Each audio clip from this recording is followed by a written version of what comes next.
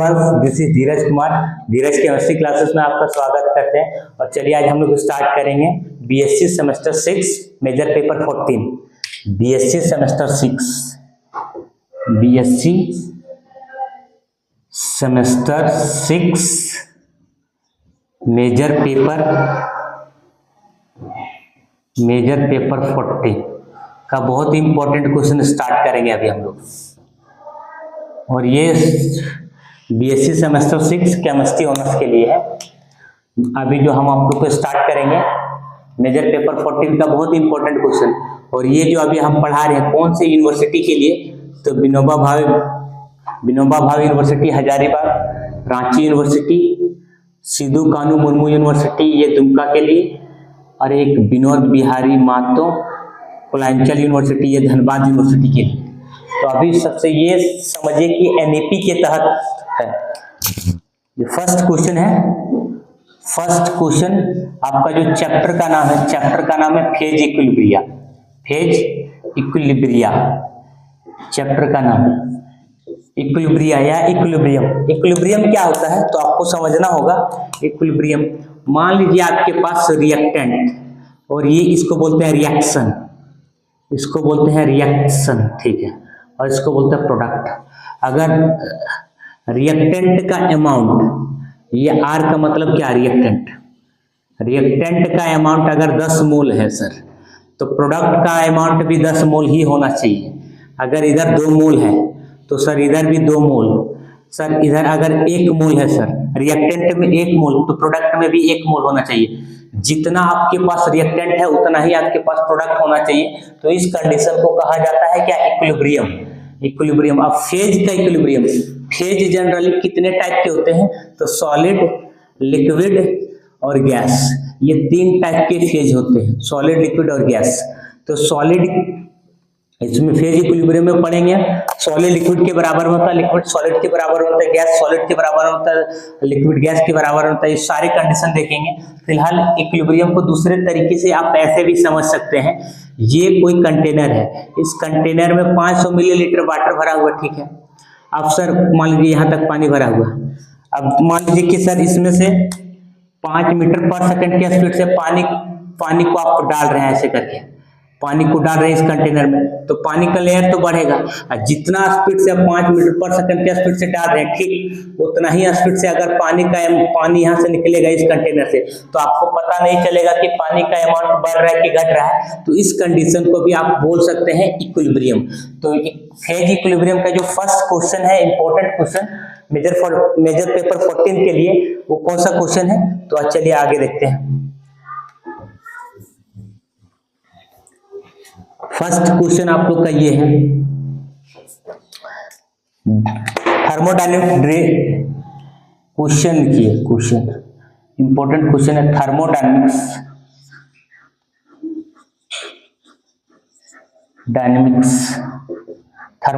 Derivation of, ये derivation of thermodynamics किस चीज,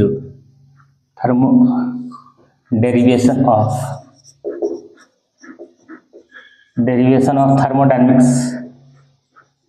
thermodynamics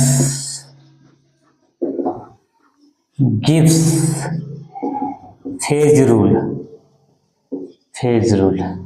ये क्वेश्चन है,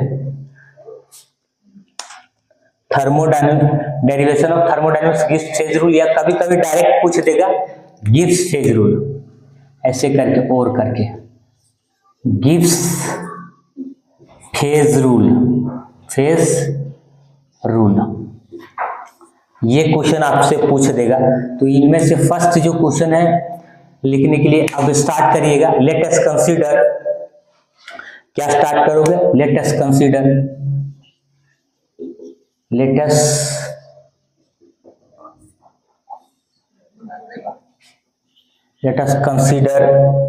consisting of phase, consisting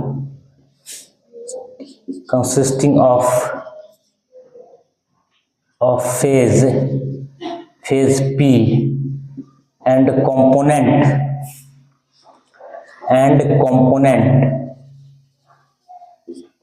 component C यहाँ हम लोग लेटेस्ट कंसिडर किए, माने हैं, क्या माने हैं, फेज को P माने हैं और कंपोनेंट को क्या माने, C माने हैं। इसके बाद are distributed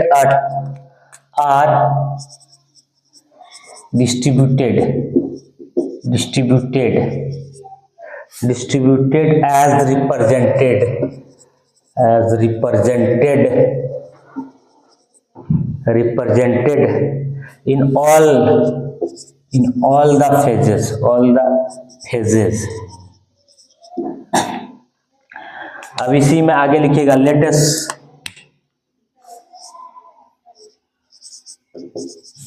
us the composition of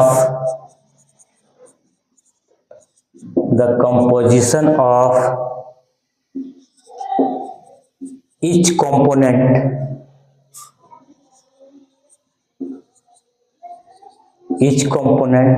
in all the phases can be varied। यहां तक लिखने के बाद आप लिखिएगा नंबर ऑफ कंपोजिशन। क्या लिखोगे, number of composition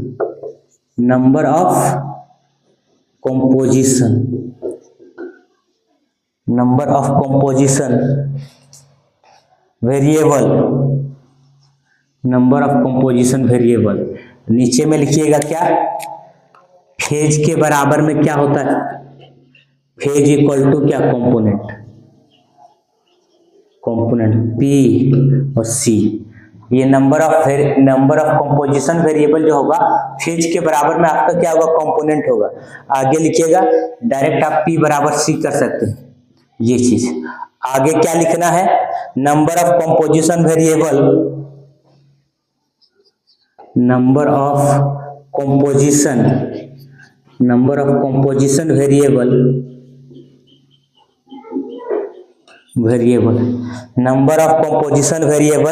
in all the phases equal to number of phases is equal to P into C, ये चीज। अब आगे क्या लिखोगे, there are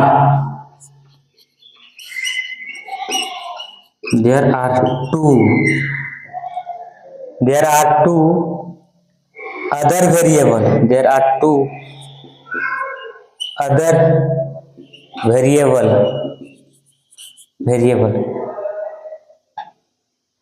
variable कौन कौन है आपका, वेरिएबल आपका जो है, एक टेम्परेचर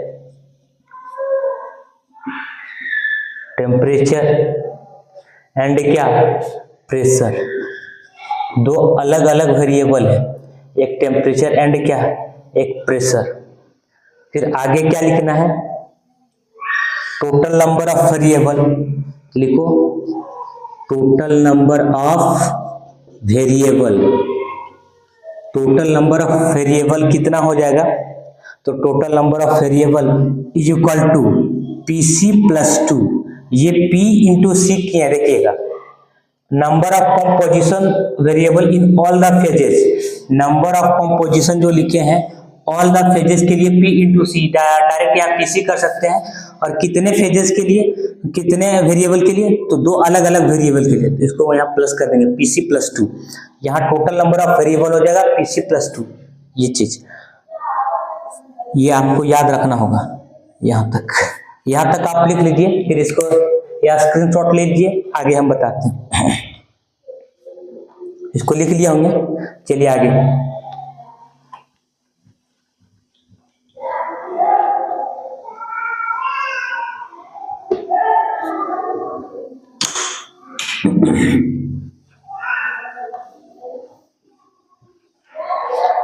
आगे जो लिखना है, in any phases all the of the system, in any phases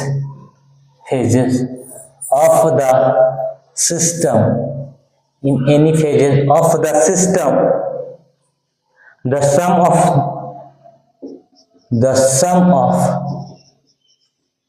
mole fraction of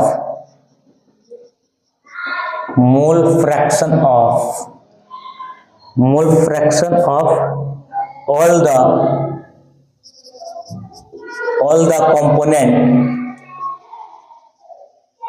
the component is equal to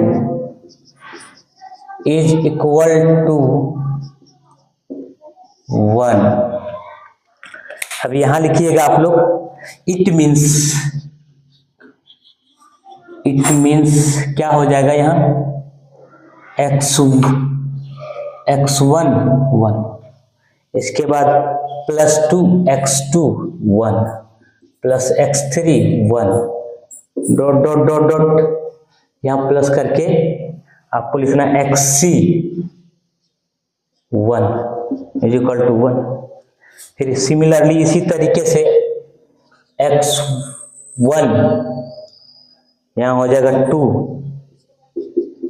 x2 यहाँ हो जाएगा 2,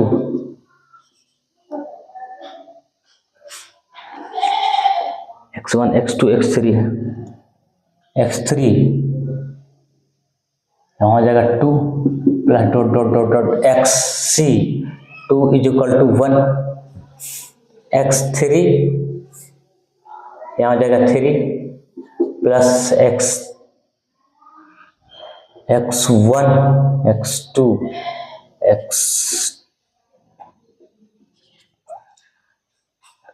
फिर plus x3 plus dot dot dot xc 3 is equal to 1।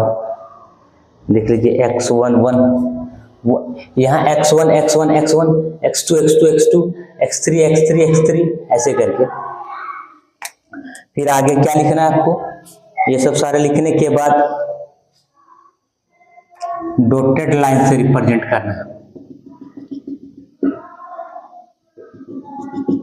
2 dotted line दे दीजिएगा, मतलब इतने के बराबर में आप लिखिएगा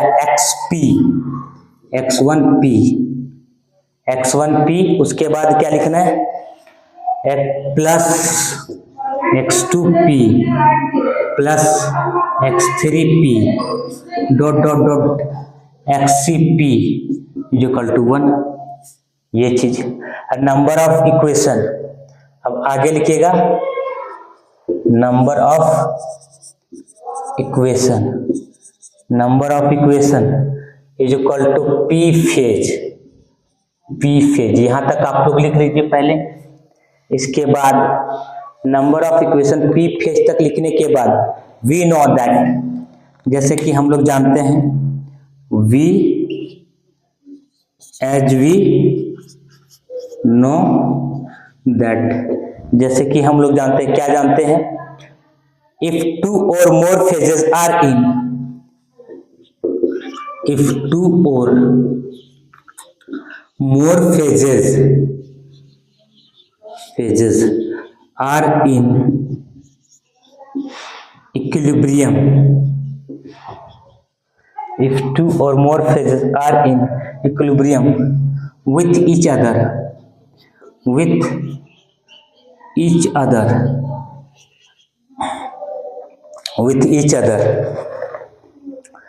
इसी में आगे लिखिए द केमिकल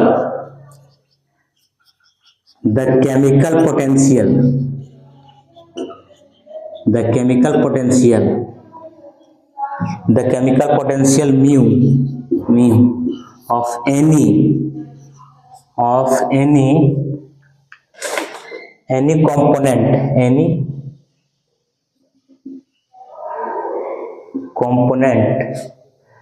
component, यहां तक लिखने के बाद will be same in all, will be same in all the phases, यहां तक लिख लीजिए। यहां तक लिखने के बाद आप इसको स्क्रीनशॉट ले लीजिएगा। आगे बता रहे हैं, ये बस खत्म ही हो जाएगा, हो गया होगा, स्क्रीनशॉट ले लीजिए।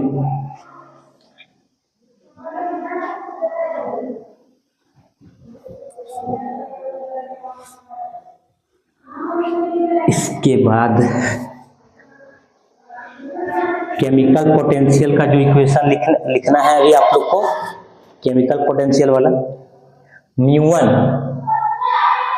म्यू1 को केमिकल पोटेंशियल कहा जाता है। 1 इज इक्वल टू क्या, म्यू1 2 इज इक्वल टू क्या, म्यू1 3 इज इक्वल टू क्या, म्यू1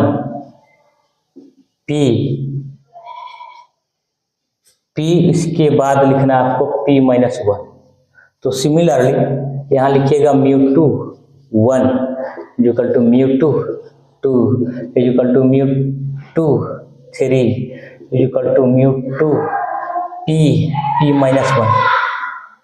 ये चीज म्यू3 1 बराबर म्यू3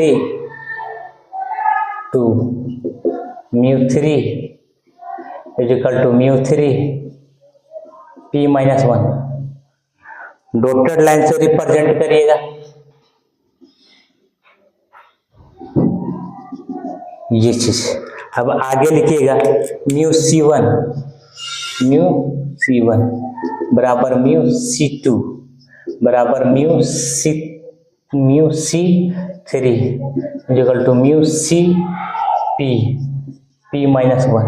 ये चीज यहाँ पे लिखने के बाद टोटल नंबर ऑफ इक्वेशन,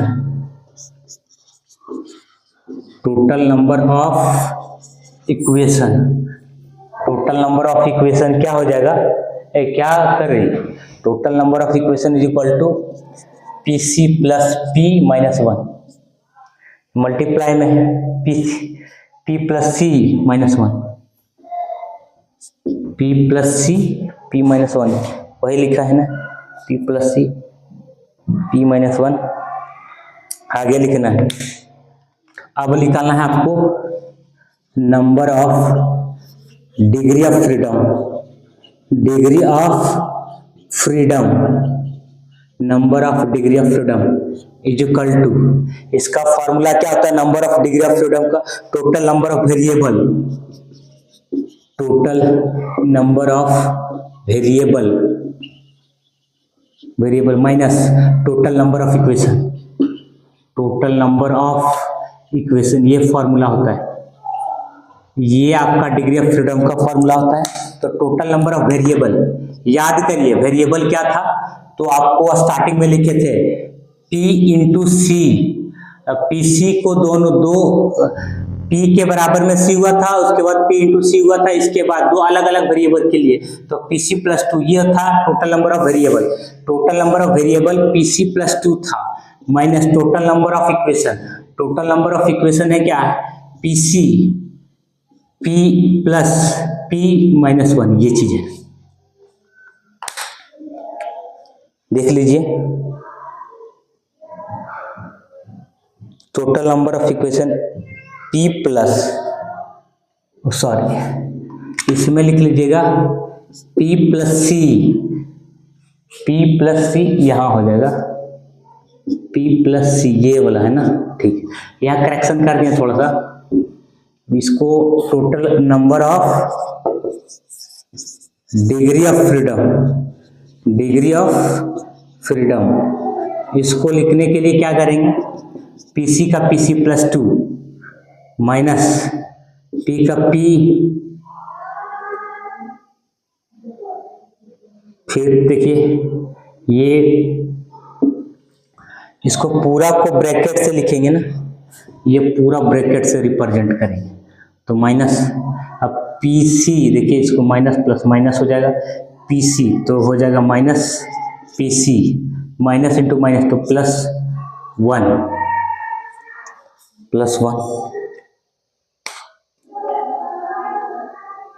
अब यहाँ P, पहले PC को मल्टीप्लाई करेंगे P, तो यहाँ डायरेक्ट क्या लिख सकते हैं आप, डायरेक्ट क्या लिखोगे देखो तो PC प्लस 2, ठीक है, PC plus 2 minus P minus PC -1, ठीक है,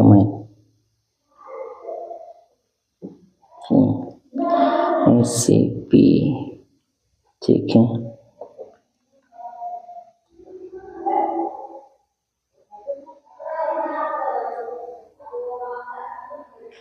देखो आगे क्या होगा।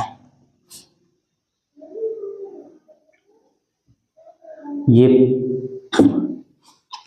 इसको अगर मल्टीप्लाई करेंगे भाई, इसको देख लेते हैं और रुक जाते हैं इसको।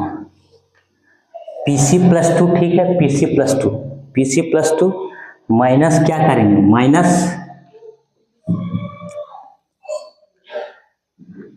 ये ब्रैकेट के अंदर में P प्लस PC -1, ये चीज यहाँ ठीक है। सेकेंड स्टेप में डिग्री ऑफ फ्रीडम लिखा दें, degree of freedom PC+2।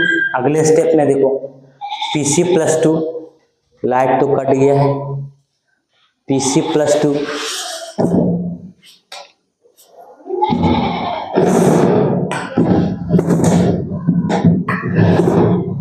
PC+2, इसके बाद देखो PC+2 के बाद सेकंड स्टेप में माइनस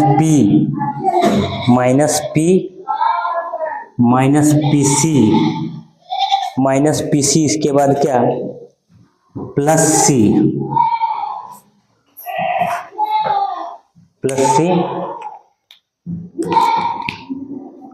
इसके बाद देखिए ये PC और ये PC कैंसर। अब F बराबर क्या हो जाएगा, C -P+2, इसी को बोलते हैं degree of freedom, C -P+2। अब ये कैसे आया, थोड़ा सा देखो कैसे आया, मल्टीप्लाई करके दिखा दे रहे हैं। इसी यही आपको गिब्स फेज रूल का इक्वेशन है। गिब्स फेज रूल का इक्वेशन ये है, इसको कैसे सॉल्व किए हैं यहाँ से थोड़ा सा दिखा दे रहे हैं। क्या किए हैं देखो, PC का PC+2 का 2 और ये डिग्री ऑफ फ्रीडम इतना से दिखा दे रहे हैं। अब क्या किए हैं देखो, प्लस P यहाँ minus P plus C P -1, ये मल्टीप्लाई में है। अब यहाँ देखो सेकंड जो स्टेप लिखे हैं बाबू, PC का PC+2, ये माइनस P ठीक है। अब प्लस माइनस PC हो जाएगा और C -1, तो C गुना 1 तो C, और ये माइनस प्लस C, ये और ये कैंसल। F बराबर आपके पास C प्लस में बच रहा, C माइनस में P बच रहा है, अब प्लस में क्या बच रहा है 2, और यहाँ F, ये हो जाएगा डिग्री ऑफ फ्रीडम। ये गिब्स फेज रूल का डेरिवेशन हो गया। नेक्स्ट वीडियो में मिलते हैं, चलिए थैंक यू।